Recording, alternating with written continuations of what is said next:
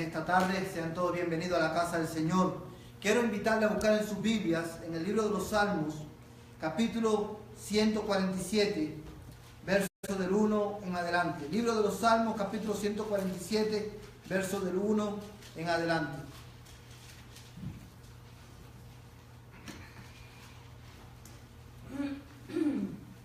Libro de los Salmos, capítulo 147, verso del 1 en adelante.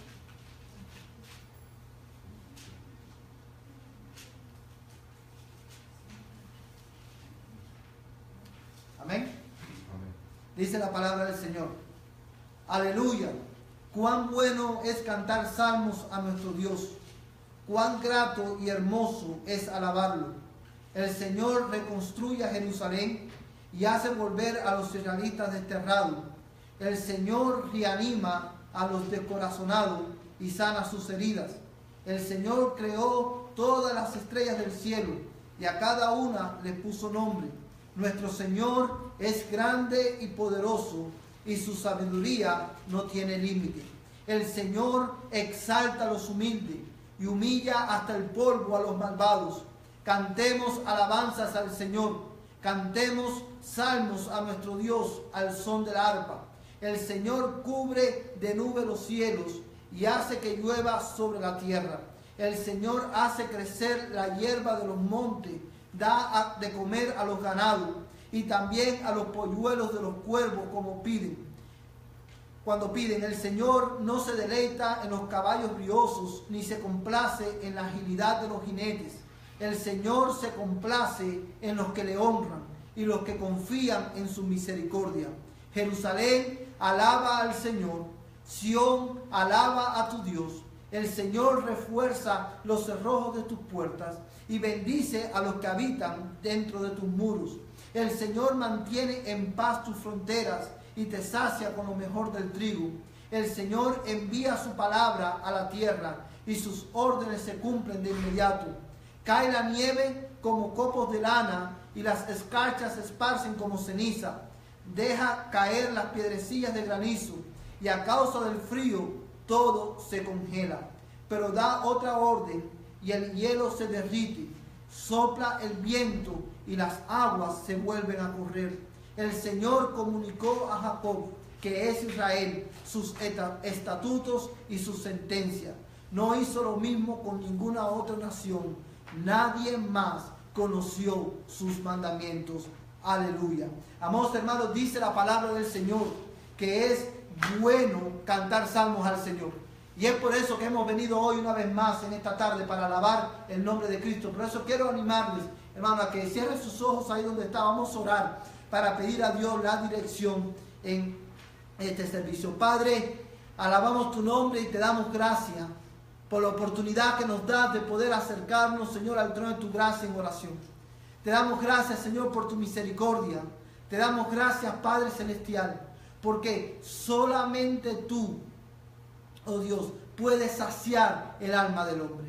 En esta tarde, Señor, venimos delante de ti para pedirte, Señor, que tú perdones nuestro pecado. Señor, escudriña nuestro corazón, Señor, y Padre, lávanos, oh Dios, lávanos, Señor Jesús, con tu sangre. Y Señor, y acepta, oh Dios, nuestra ofrenda, la ofrenda de nuestros labios y la ofrenda de nuestras manos. Acéptala, oh Dios, en esta tarde, porque la ofrecemos a ti, no en nuestro nombre, sino, Señor, en el nombre de tu Hijo Jesús. Amén. Padre amado, háblanos hoy a través de tu palabra. Y permite, Señor, que cada uno de nosotros podamos ser edificados en nuestra fe. Y los que no te conocen, oh Dios, permite que puedan conocerte. En el nombre de Jesús, Señor. Amén y amén. Amados hermanos, vamos a ponernos en pie y vamos a cantar al Señor en esta tarde.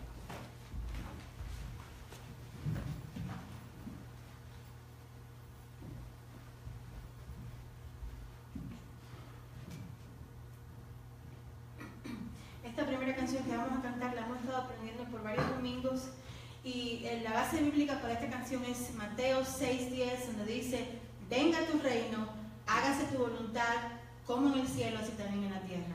Es decir, que esta tarde vamos a estar cantando la palabra del Señor. Vamos a pedirle al Señor que nos ayude a obedecer la causa para la cual Él nos ha dejado aquí, que es llevar su evangelio donde quiera que tengamos la oportunidad de hacerlo.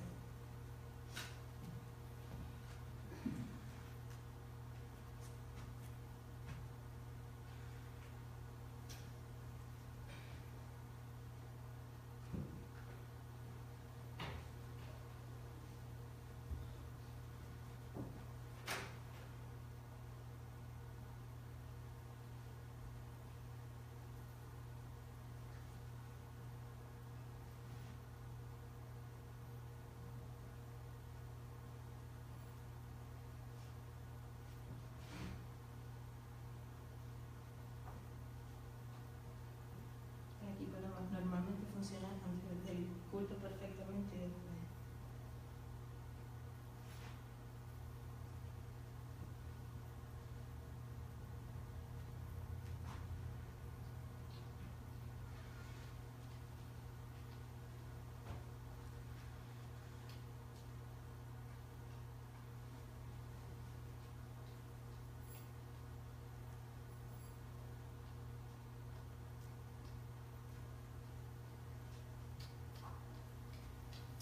Pueden centrarse mientras él averigua qué está pasando.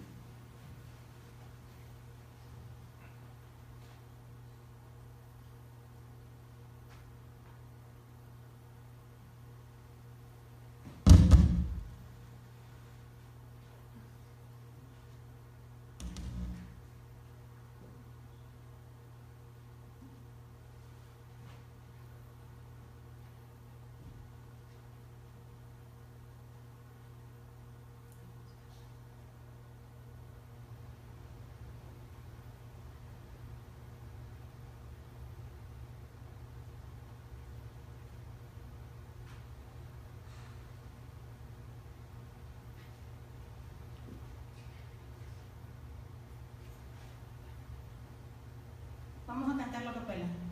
¿Está bien así? Ok, vamos a ponernos de pie, vamos a cantarlo sin música. Lo importante son las voces de nosotros. Dicen: tu causa, oh Señor, llena nuestro ser. Que a Cristo el Salvador puedan conocer.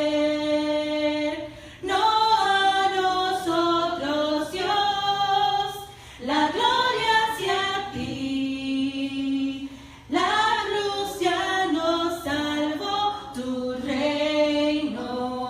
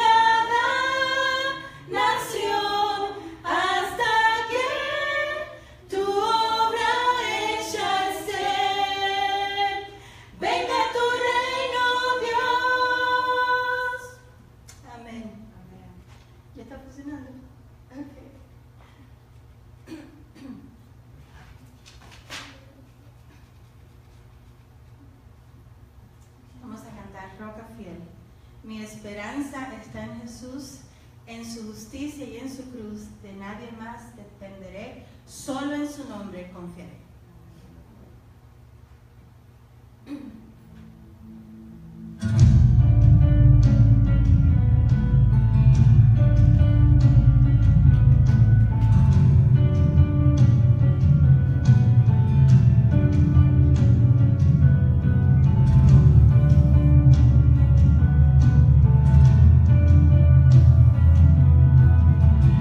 Mi esperanza está en Jesús.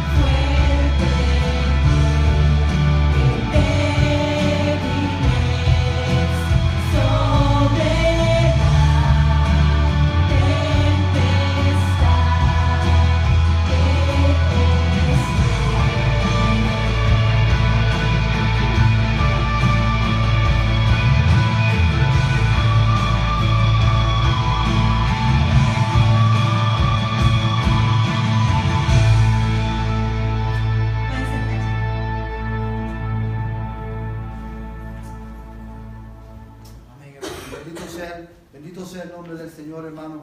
Vamos a prepararnos, hermano, en esta tarde para ofrendar.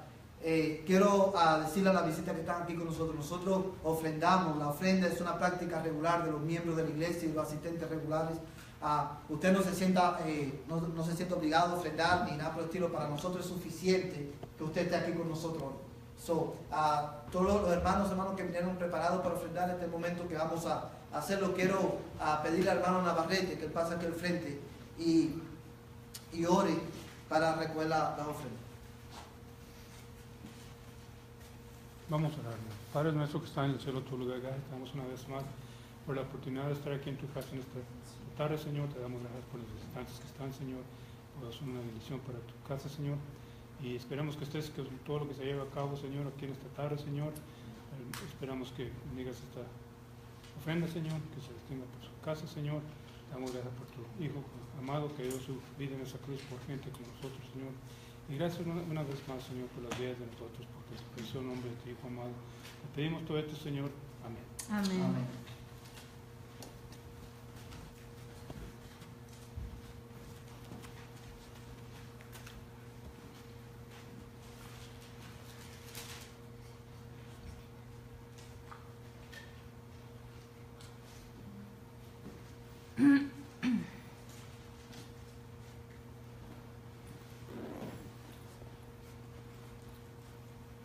Amén, hermano. Hermanos, vamos a orar para comenzar nuestro estudio en esta tarde. Padre, gracias te damos, Señor, porque una vez más podemos congregarnos para alabar tu nombre, para bendecirte, Señor, para darte a ti la gloria que tu nombre merece. Oh Jesús, tú eres la roca fiel, Amén. donde descansa nuestra alma. Amén. En ti y solamente en ti nosotros estamos seguros. Padre Celestial, yo te ruego que tú nos ilumines en esta tarde para poder entender tu palabra.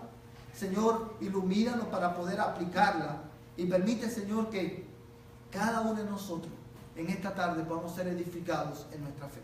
En el nombre de Jesús. Amén. Amén. Hermanos, quiero invitarle a buscar en sus Biblias 1 Corintios, capítulo 13. Y vamos a leer desde el verso 8 hasta el verso 13. 1 Corintios, capítulo 13, verso del 8 al 13.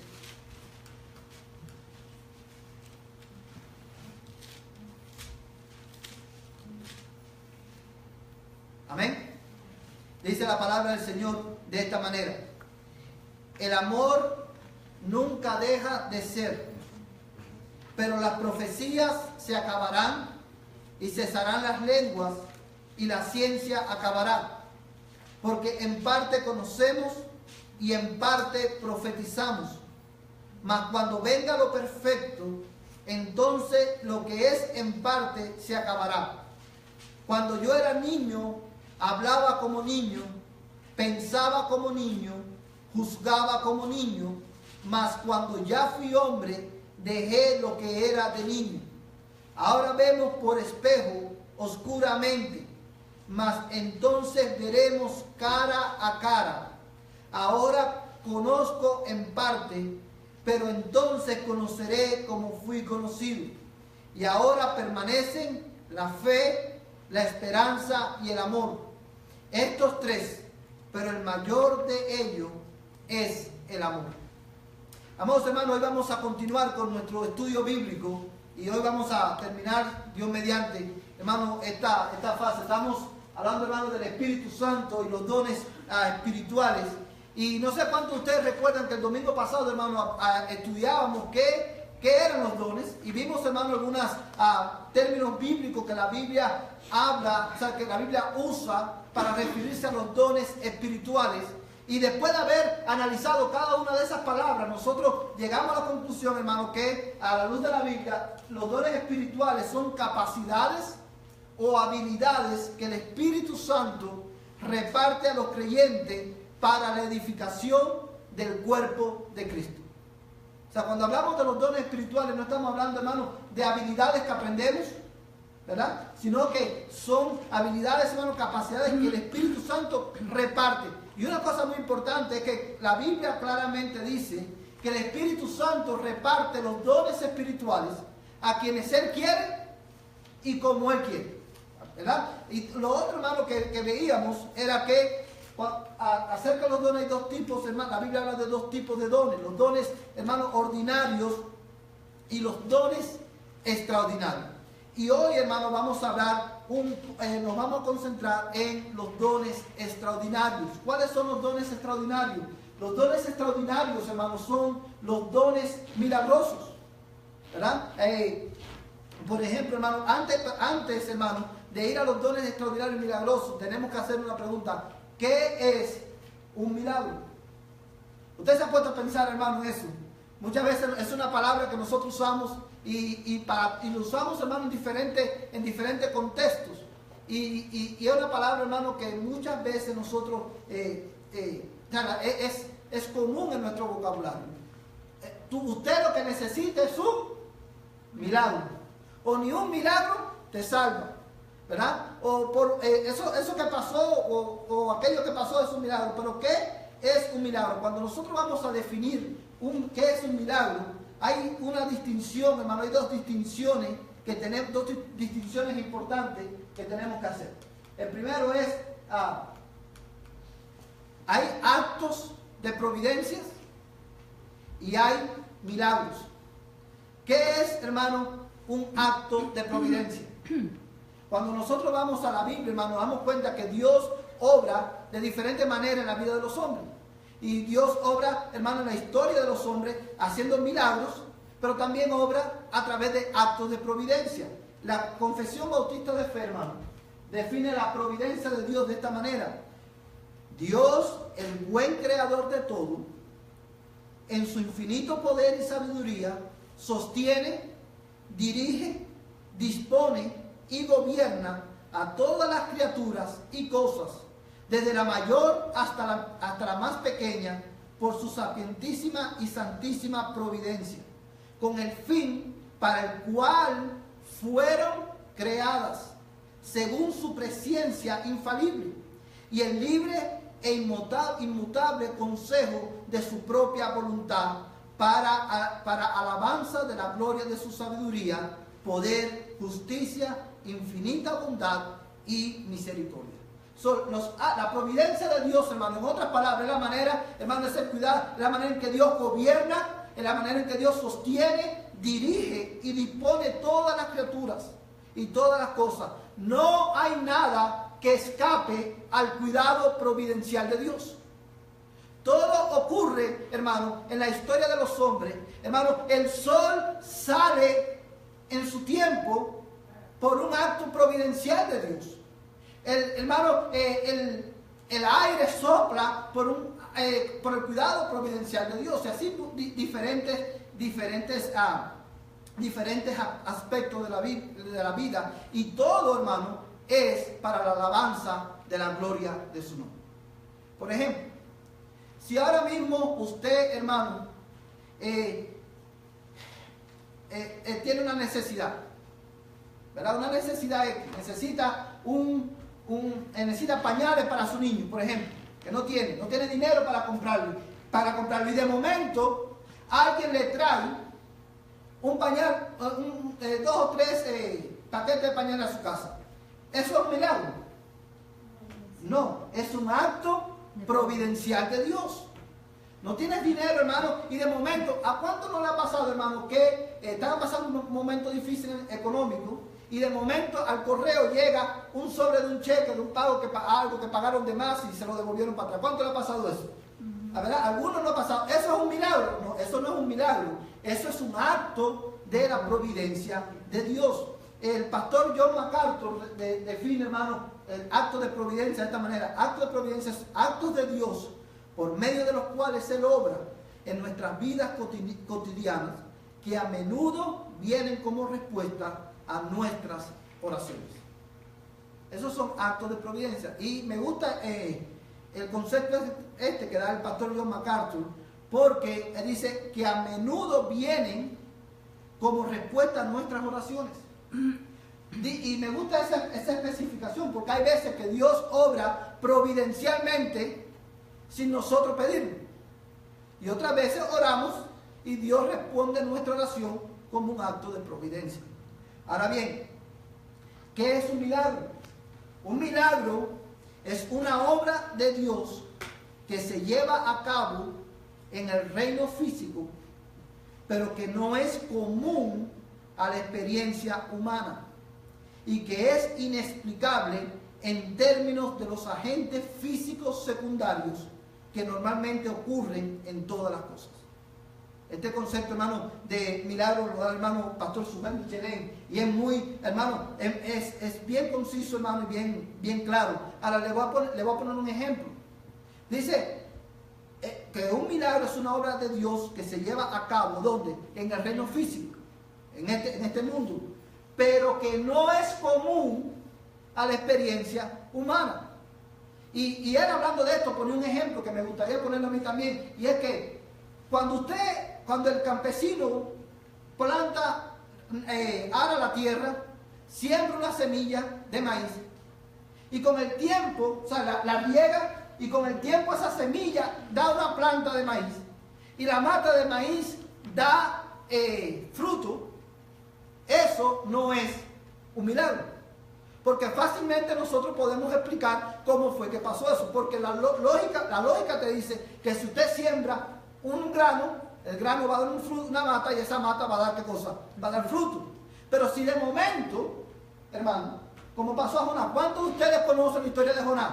Jonás fue a Nínive a predicar, después de tanto trabajo y de tanta lucha, por fin Jonás llega a Nínive, y cuando él termina de predicar, él sale para afuera y se sienta a observar, y él estaba esperando que Dios destruyera Nínive.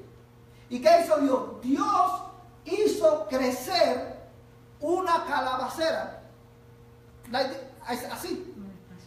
Nadie sembró la calabacera, nadie la regó, Dios la hizo crecer. ¿Eso qué cosa es? Un milagro. Porque eso no es común en la experiencia humana.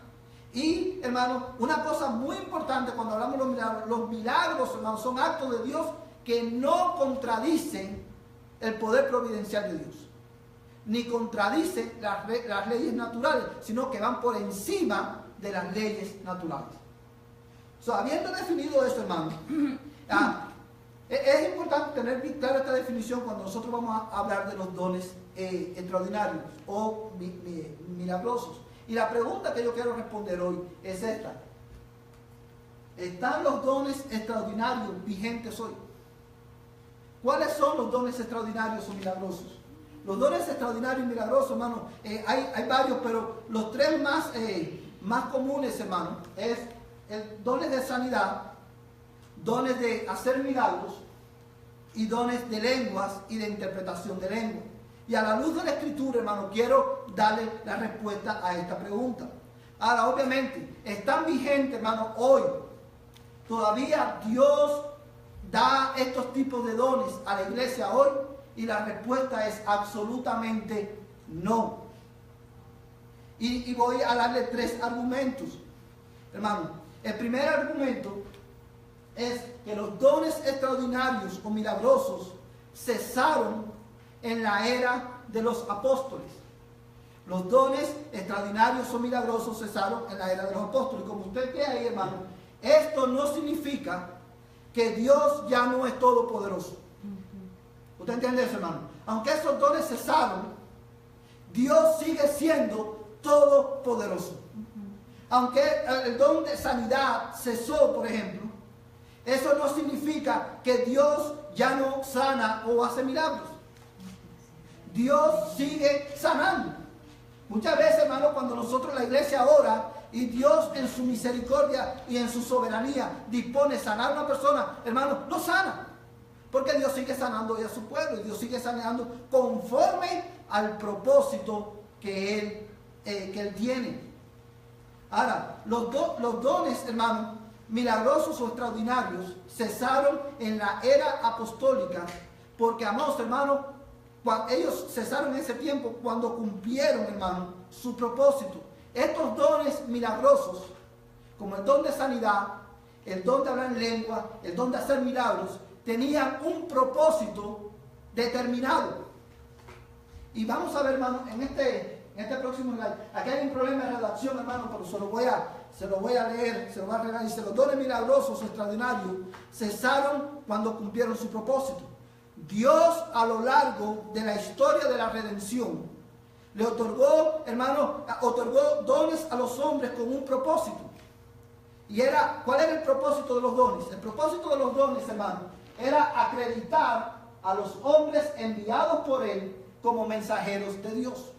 Los dones milagrosos, hermano, no son solamente algo que vivió la iglesia en el Nuevo Testamento. Los dones milagrosos fue algo que también experimentaron los santos o la iglesia del Antiguo Testamento. ¿Quién fue el primer hombre que Dios le dio la capacidad de hacer milagros en el Antiguo Testamento? ¿Quién fue ese primer hombre? No, en el Antiguo Testamento. Moisés.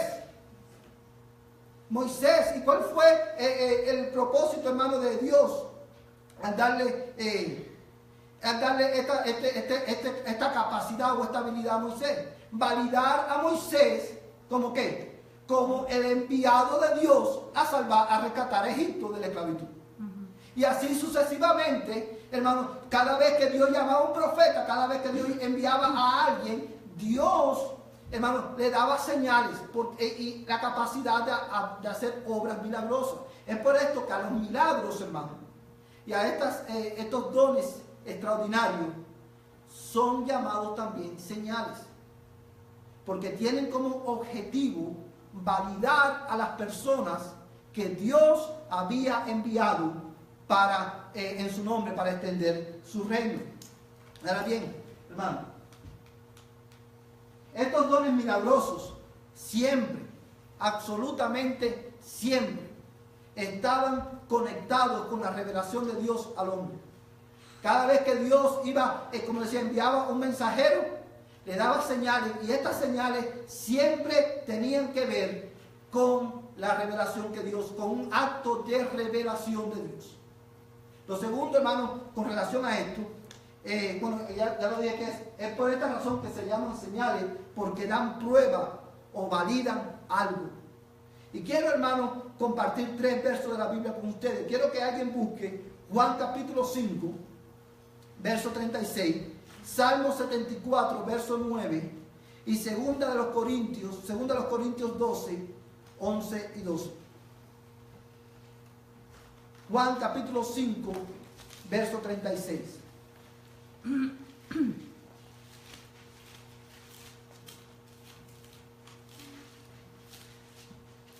Otro hermano busca Salmo 74, 9, y otro hermano va a buscar 2 Corintios 12, 11 al 12. ¿Quién tiene Juan 5, 36? Dice, mas yo tengo mayor testimonio que el de Juan, porque las obras que el Padre me dio para que cumpliese, las mismas obras que yo hago, dan testimonio de mí, que el Padre me ha enviado.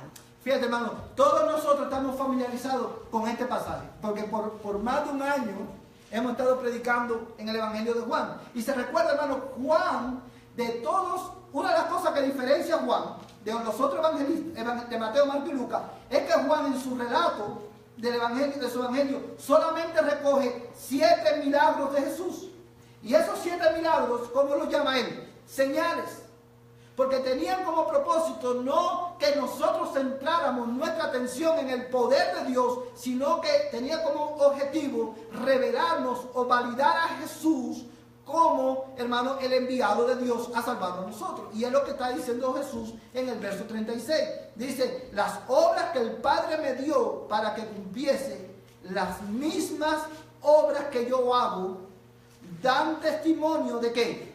De que el Padre me envió. Es por eso, amados hermanos, que Jesucristo es el único Salvador. Porque Él fue el que envió el Padre para salvarnos a nosotros. La Biblia dice claramente que todos los hombres hemos pecado. Todos los hombres estamos bajo condenación. Y no es que estamos bajo condenación, es que estamos bajo justa condenación. ¿Por qué? Porque dice la Biblia que nosotros nos rebelamos. Adán y Eva se rebelaron y la culpabilidad de Adán y Eva fue imputada a la cuenta de su descendencia. De manera que todos los hombres, dice la Biblia, por cuanto todos pecaron, están destituidos de la gloria de Dios. De manera, hermano, que hay un conflicto entre la humanidad y Dios.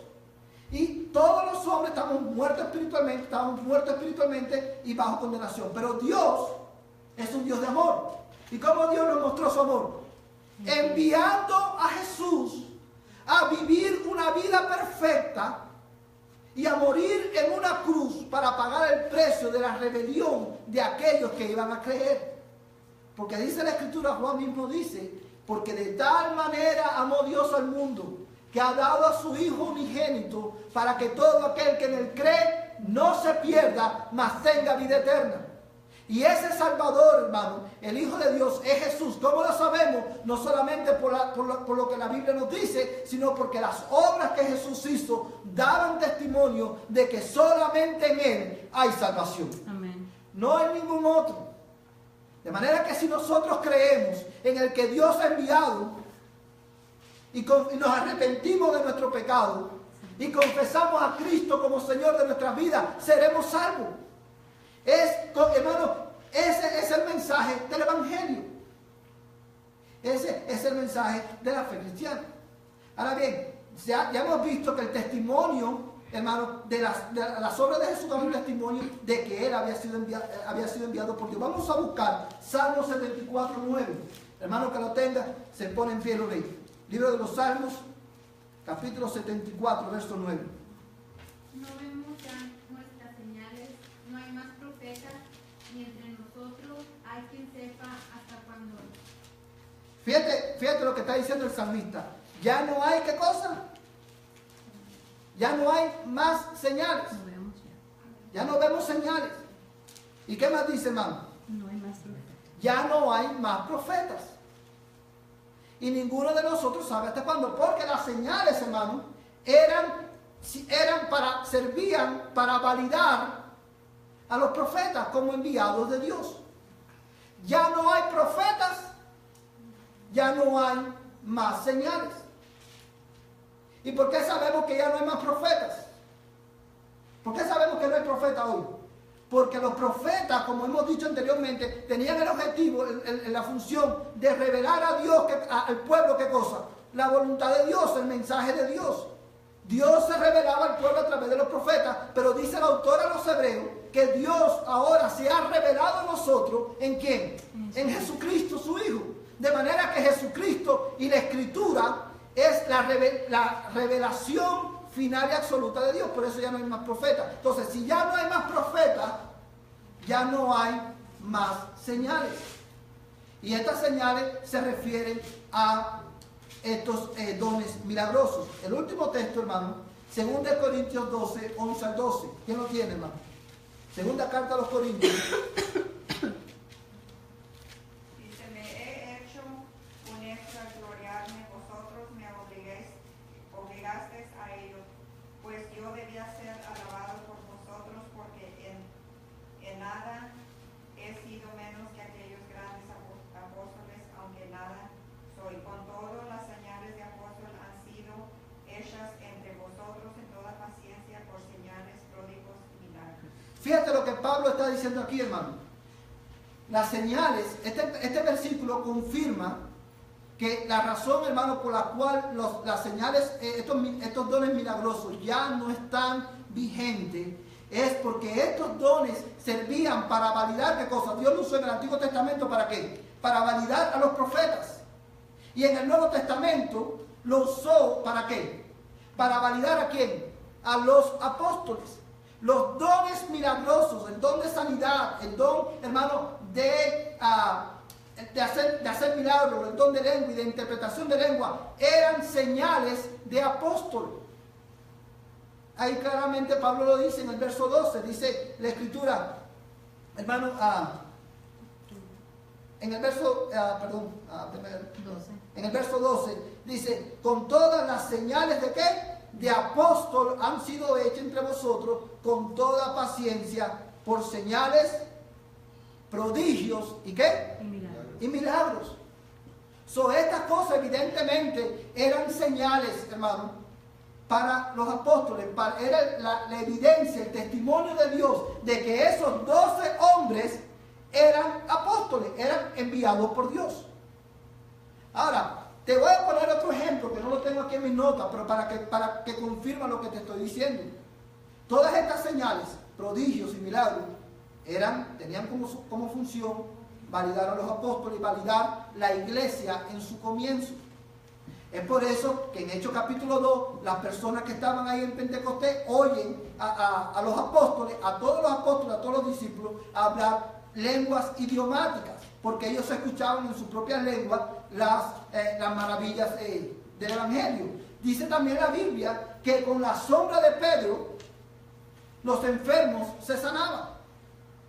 Hermano, y eso era algo que pasaba porque Dios estaba validando a la iglesia como su cuerpo aquí en la tierra y a los apóstoles como sus enviados. Ahora, cuando hablamos de milagros, generalmente nos concentramos solamente en las cosas portentosas y buenas, como la sanidad, como el hablar en lengua. Pero hubo una señal que Dios hizo también en aquel tiempo para validar la iglesia y el evangelio. Y es, hermano, la muerte de Ananías y Zafira.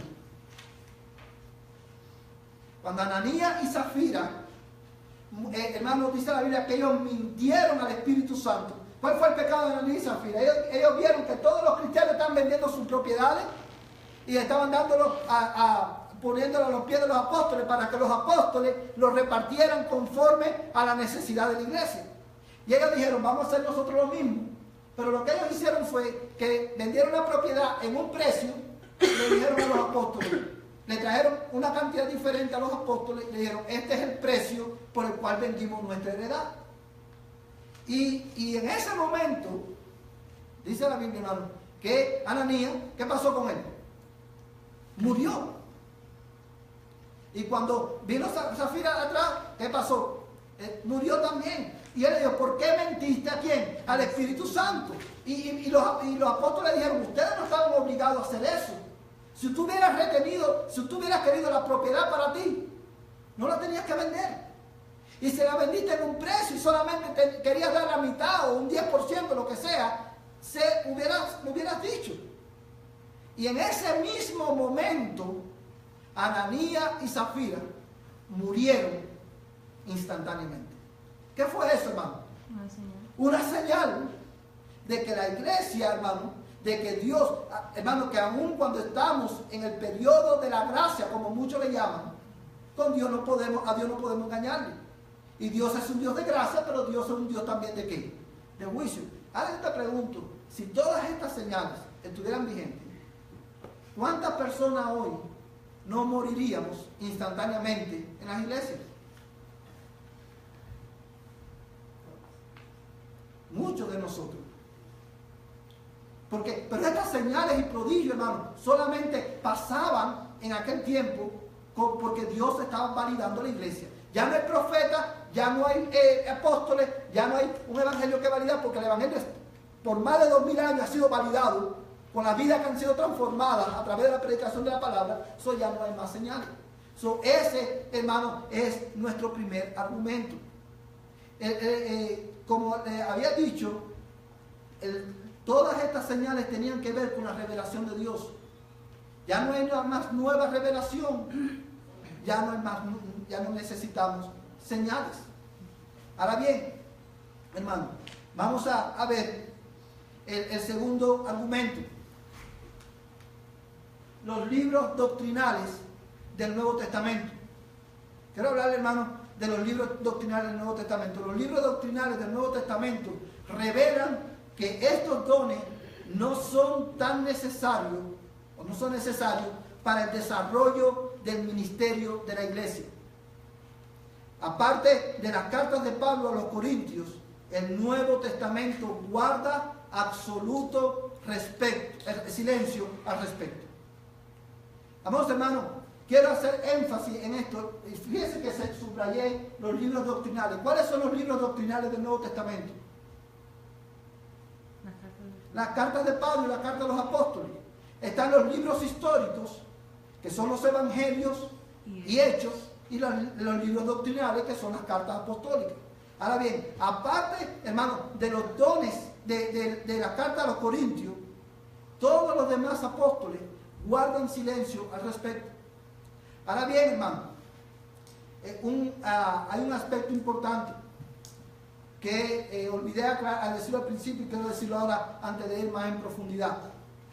Esto es lo que nosotros creemos a la luz de la Escritura. Sabemos que hay otros hermanos, esto es un tema bien polémico, y hay otros hermanos que tienen una posición diferente. Nosotros no criticamos otras denominaciones que creen diferente a nosotros, pero como cristianos bautistas nosotros este es lo que creemos a la luz de la palabra de Dios, y estas son las evidencias que soportan nuestra creencia o nuestra posición doctrinal. Cuando usted lee las cartas de Pablo, solamente Corintio habla específicamente del don de lenguas y del don de profecía. ¿Por qué? Por el desastre que había en la iglesia de los Corintios. Ahora yo quiero, hermano, compartir con ustedes la declaración, y esta es y una vez más, hermano, esto, yo sé que muchos de nosotros tenemos familiares que pertenecen a otras denominaciones, y esto, como le digo, no es nuestra intención dañar a nadie, nuestra intención es aclarar lo que dice la Biblia. Y nosotros respetamos las posiciones de otras personas. Nosotros respetamos la posición, por ejemplo, de los hermanos pentecostales. Sí, hermano, los hermanos pentecostales son nuestros hermanos, pero en este punto discrepamos en ese sentido. Ahora quiero compartir con ustedes, hermano, la declaración de verdades fundamentales de las asambleas de Dios.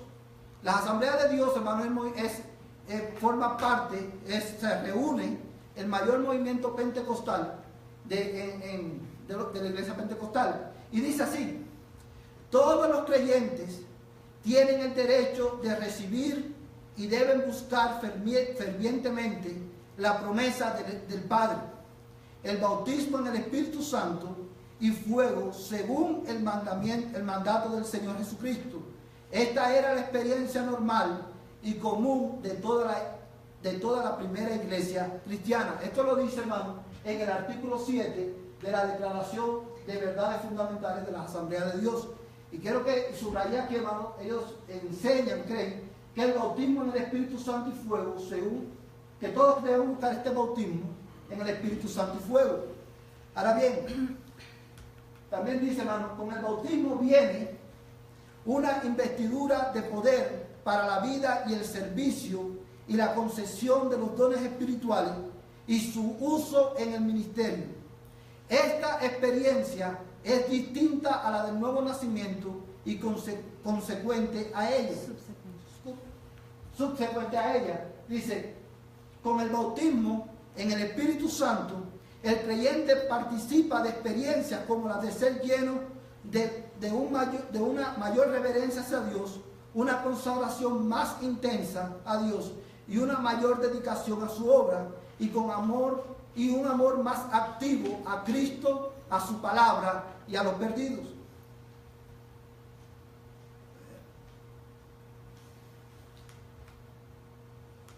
En el artículo 8, ellos dicen: el bautismo de los creyentes en el Espíritu Santo es evidente con la señal física inicial del hablar en otras lenguas, como el Espíritu los dirija. Acorde, hermano, a la posición pentecostal acerca de este tema, ¿sabe? El cristiano, quizás el cristiano que no hablen, no todos los cristianos quizás deben hablar en lenguas, pero no todos los cristianos quizás tengan el don de lengua, pero todos los cristianos, al ser bautizados por el Espíritu Santo, en ese momento deben hablar en lenguas. Ahora bien, nosotros, hermano, discrepamos en ese sentido, porque la Escritura, hermano, dice claramente que cuando nosotros creemos, en el momento que nosotros oímos el Evangelio y creemos, somos sellados con el Espíritu Santo de la promesa. Juan capítulo 7 dice, hermano, que nosotros, cuando dice todo aquel que cree en Él, de su interior correrán, ¿qué cosa? Ríos de agua viva. Y Juan dice, inspirado por Dios, Esto lo decía del Espíritu Santo que habían de recibir los creyentes. Hay muchos pasajes que sostienen que la llenura del Espíritu Santo, el ser lleno del Espíritu Santo, no es una experiencia separada del nuevo nacimiento. Hay un pasaje en la Escritura, ahora no recuerdo exactamente el pasaje, pero dice en la Escritura, y vosotros, hablando de los creyentes, dice, y vosotros tenéis la unción del Santo. Y eso ocurre cuando nosotros nos convertimos. Ahora, vamos a buscar 1 Timoteo, capítulo 3, versos 1 al 7. Otro hermano va a buscar 1 Timoteo 5, 23. Otro hermano va a buscar Tito 1, del 5 al 9. Efesios 5, 18. Y Gálatas 5, 22 al 25. 1 Timoteo, capítulo 3. Verso 1 al 7.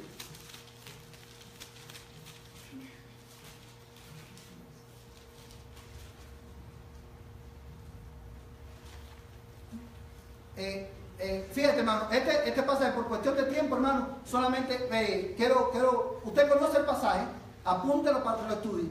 1 Timoteo, capítulo 3, verso del 1 al 7, narra, ¿qué cosa?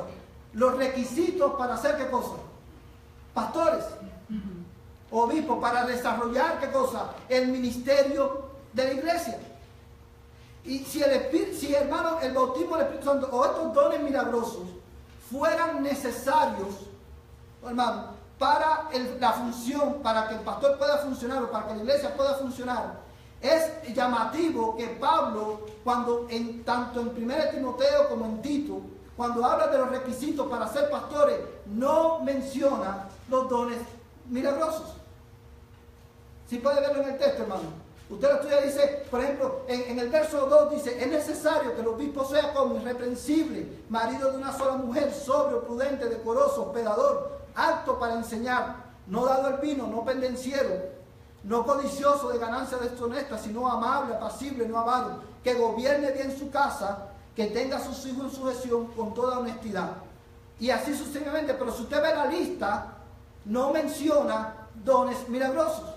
No menciona el don de lengua, no menciona don de sanidad, no menciona el don de hacer milagros, como un requisito fundamental para poder desarrollar el ministerio eclesiástico. Vamos, ahí mismo en 1 Timoteo, capítulo 5, verso 23. Pablo le está hablando aquí a Timoteo y le dice a Timoteo, ya no bebas agua, sino usa, ¿qué cosa? Un poco de vino por causa de tu estómago y de tus frecuentes enfermedades. Hermano, Timoteo, ¿quién era Timoteo? Timoteo era un pastor. Pablo le escribe y le dice, le aconseja, no tome tanta agua. Fíjate cómo dice, no, ya no bebas agua, sino usa, ¿qué cosa? Un poco de vino por causa de tu estómago. Obviamente te está diciendo que Timoteo tenía un problema en su estómago, pero Timoteo ese no era el único problema que tenía. ¿Cuál otro problema tenía Timoteo? Dice, y de tus frecuentes enfermedades. Hermano, llama la atención que Pablo, siendo el apóstol Pablo y siendo Timoteo pastor, y habiendo la relación que hay entre ambos, Pablo no le dijo, Timoteo, reclama sanidad para tu estómago. Timoteo, yo voy a orar por ti para que Dios te sane. Él simplemente le dice, toma vino por causa de tu estómago y de tus frecuentes enfermedades. Si puede ver el flow del pasaje, hermano. Como hermanos, vemos que ya después de 1 Corintios en adelante, ninguno de los apóstoles, ni aún el apóstol Pablo, hace énfasis en estas cosas. Ahora, mira conmigo Efesios capítulo 5, verso 18. Efesios 5, 18, hermano, que lo tengan. Dice, no os embriaguéis con vino en lo cual hay disolución, antes bien sed llenos del Espíritu. Sigue con el otro. Hablando entre vosotros con salmos, con himnos y cánticos espirituales, cantando y alabando al Señor en vuestros corazones, dando siempre gracias por todo al Dios y Padre en el nombre de nuestro Señor Jesucristo. Fíjate, hermano, aquí se me fue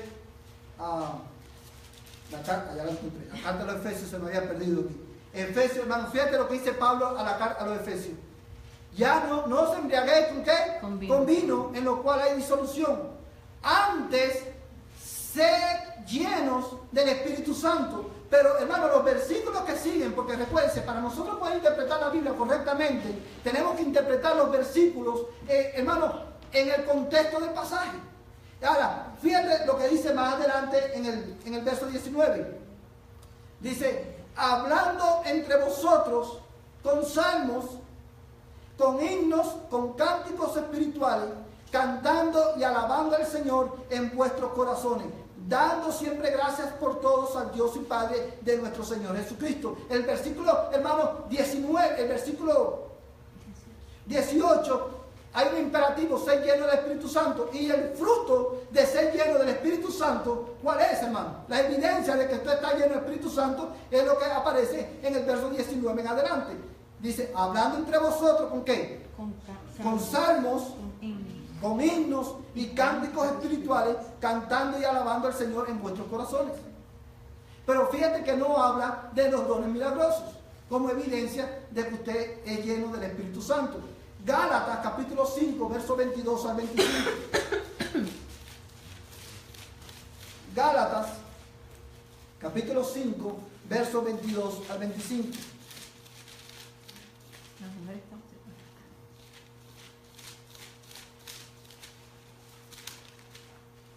¿Quién lo tiene, hermano?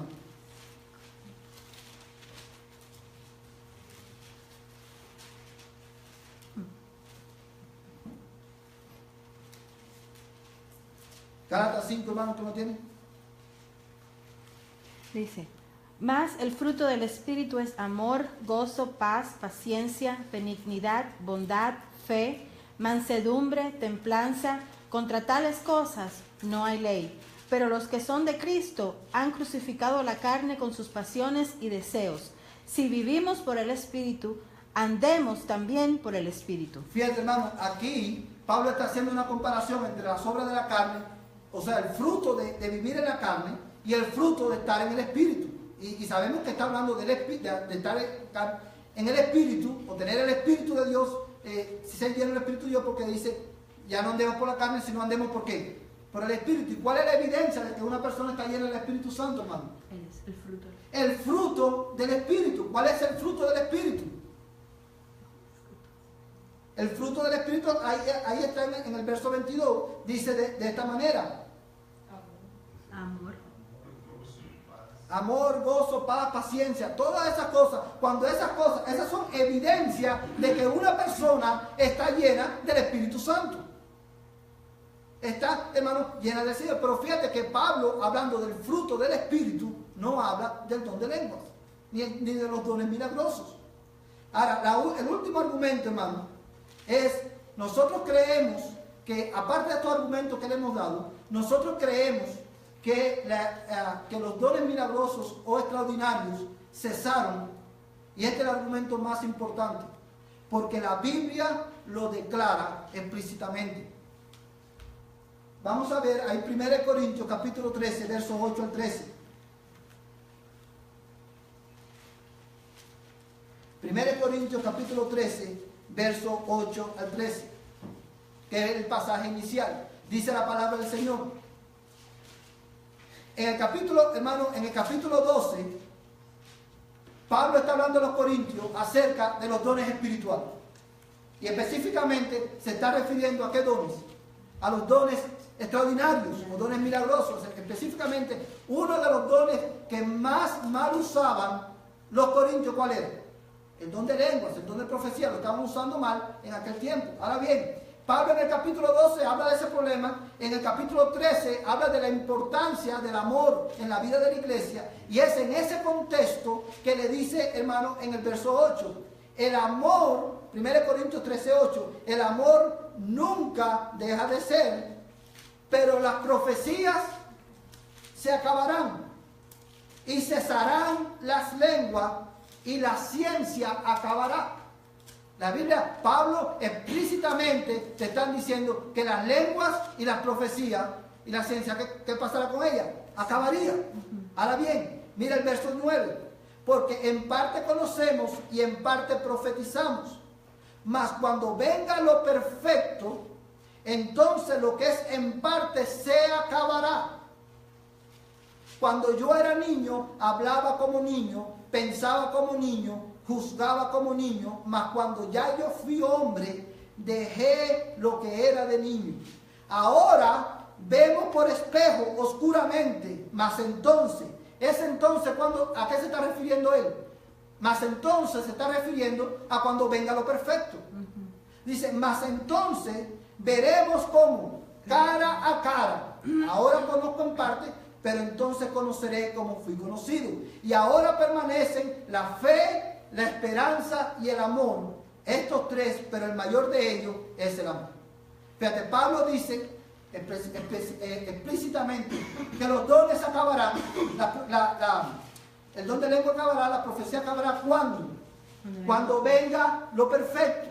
Los hermanos continuistas, o sea, ¿quiénes son los hermanos continuistas? Los hermanos continuistas son los hermanos que creen que estos dones todavía están vigentes. Dicen que estos dones, lo que Pablo está diciendo, es que estos dones van a acabar cuando venga lo perfecto. Y lo perfecto se está refiriendo ahí, dicen estos hermanos, a la venida de Cristo. O sea, cuando Cristo venga, ya no va a haber más lengua, ya no va a haber más profecía, ya no va a haber más ciencia. ¿Verdad? Porque dice el pasaje que ahora vemos por espejo oscuramente, mas entonces veremos cara a cara. Pero amados hermanos, ahí cuando Pablo dice que cuando venga lo perfecto, todo se acabará, o sea, todos estos dones se acabarán, no está hablando de la venida de Cristo. Y se lo mira el texto detenidamente. Tengamos en cuenta que cuando Pablo está escribiendo a los corintios, ¿qué escritura tenía la iglesia? ¿Cuál era la escritura que usaba la iglesia? El Antiguo Testamento. En ese momento ellos no tenían la completa revelación de Dios. Es por eso que dice, en parte conocemos. Porque ellos no tenían toda la Biblia completa en aquel tiempo. Entonces, lo perfecto, hermano, el término que Reina Valera, hermano, traduce como perfecto, no se está refiriendo a cuando venga Cristo. No se está refiriendo a la gloria. El término ahí, hermano, es un término que se traduce como maduro. Maduro. Cuando venga, ¿sabe? Algo que ha alcanzado madurez, que ha llegado a alcanzar, que ya está completo. Y esto lo sabemos por lo siguiente, hermano. Fíjate, mira el texto. En el verso 9 dice, porque en parte conocemos y en parte profetizamos. Mas cuando venga lo perfecto, ahí dice, cuando venga lo que ya está completo, maduro, dice, entonces lo que es en parte se acabará. ¿Qué es lo que es en parte? La profecía que ellos tenían, la escritura que ellos tenían hasta ese momento. Ahora, fíjate, el verso 11 dice, cuando yo era niño, hablaba como niño, pensaba como niño, jugaba como niño, mas cuando ya fui hombre, dejé lo que era de niño. Un niño, hermano, cuando es hombre, ¿es señal de qué? De madurez. O sea, inmediatamente que él habla, dice, cuando venga lo perfecto, lo que es en parte se acabará. Él establece un patrón, hermano, de madurez, un ciclo de madurez. Cuál decía, cuando yo era niño, hablaba como niño, jugaba como niño, pensaba como niño, mas cuando ya fui hombre, cuando ya maduré, ¿verdad? Ya dejé de las cosas que eran de niño. Ahora, fíjate, hermano, verso 12. Ahora vemos por espejo, oscuramente, mas entonces veremos cara a cara. En ese pasaje, hermano, no está hablando de que vamos a ver a Dios cara a cara. En ningún momento dice que vamos a ver a Dios cara a cara. Lo que dice es que cuando venga lo perfecto, lo que es en parte se acabará, porque ahora vemos como un espejo, oscuramente. Ahora yo quiero, hermano, quiero ver contigo, este es el pasaje, ¿ves? Porque en parte conocemos y en parte profetizamos, ya eso lo vimos. Ahora, perfecto viene del griego teleios, que significa maduro, completo, y es el mismo término que usa Pablo en primero, ahí mismo vamos a buscar 1 Corintios 14, 20, 1 Corintios 2, 6 y Filipenses 4, 12. Vamos a leer solamente 1 Corintios 14, 20 y 1 Corintios 2, 12. Mira, el 14, 20 dice así: hermanos, no seáis niños en el modo de pensar, sino sed niños en la malicia, pero maduros, ahí en griego es teleios, maduros en el modo de pensar. 1 Corintios 2:6 dice de esta manera: sin embargo, hablamos sabiduría entre los que han alcanzado teleios, madurez. Es el mismo término que Pablo usa en 1 Corintios capítulo 13. Cuando nosotros vemos, hermano, el término usado en diferentes pasajes, nos damos cuenta que ahí lo perfecto de Pablo, este estado maduro, se refiere, es algo que nosotros podemos alcanzar de este lado de la eternidad. No es algo que vamos a alcanzar del otro lado de la eternidad. ¿Sí me entienden, hermano? O sea, porque ahí te leo, hermano, en 1 Corintios, cuando venga lo perfecto, hermano, es la completa y final revelación de Dios para nosotros. Y esa revelación final y completa es la palabra encarnada y la palabra escrita. 1 Corintios 13, vamos ahí en el verso 12 de nuevo. Ya nos quedan solamente dos pasajes para terminar, hermano. 1 Corintios 13, 12.